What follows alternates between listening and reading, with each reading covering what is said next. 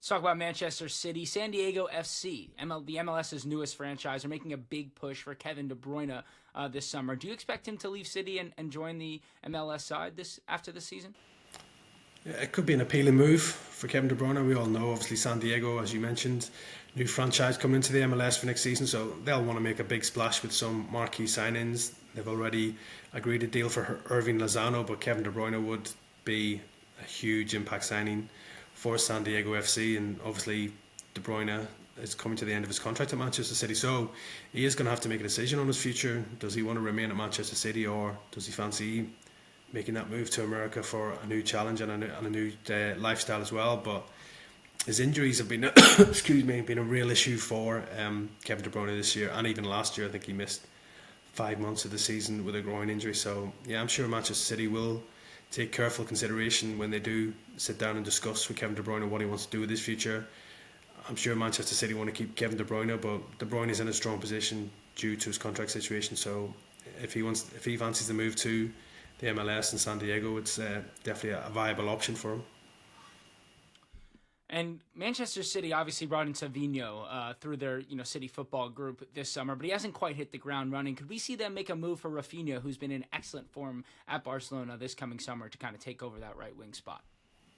No, I don't see anything in this. I think Savinho is a long-term signing for City. I think on his day he has shown glimpses of what he can offer.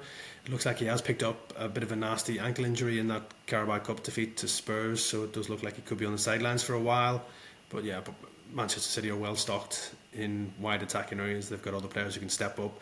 And just looking at Rafinha right now, what a transformation it's been for him. Barcelona were open to selling the Brazilian in the summer, but I don't even think they would even consider it now. He's probably been the most effective player in Europe this season with Barcelona, going strong in La Liga and also the Champions League. So I don't think Barcelona, even with all their financial problems, would even consider letting the former Leeds man go.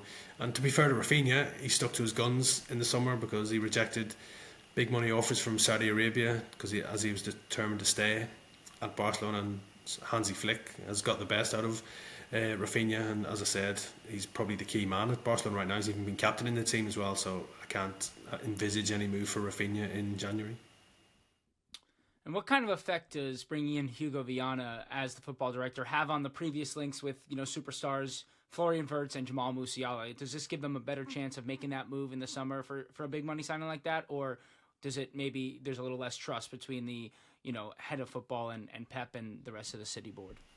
Yeah, I don't think it'll have any effect at all, really. Obviously, Tixi Begiristain was a very trusted operator, very good negotiator as well, and could spot a talent, no doubts about that. But I think Hugo Viana, very highly regarded in Portugal, has done a great job of Sporting and some of the signings that they have made and the players that they have developed.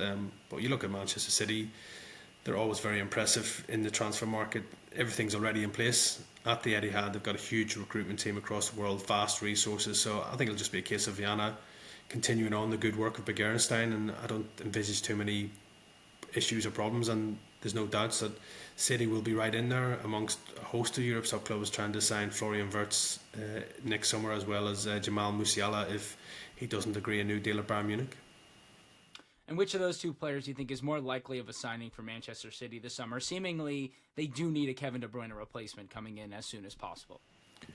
Well, yeah, if De Bruyne was to leave, you would imagine Manchester City will be stepping up their efforts to bring in a high-profile signing who can take the team forward and fill the boots of De Bruyne. Musiala is a huge talent. Obviously, he's been on Manchester City's radar for a long time, so I'm sure City will be doing everything they possibly can to try and tempt him to move to England, while Florian Wirtz, again, another top talent in the Bundesliga. Lots of suggestions claiming that he probably will end up making the move to Bayern Munich next summer as well. So Man City might have the work cut out to try and convince him to move to England. So it's not going to be an easy deal to do for either player, because it's not just their own clubs want to keep both players. There'll be a host of other clubs trying to sign them, because there's no doubt they're two of the best young talents in European football right now.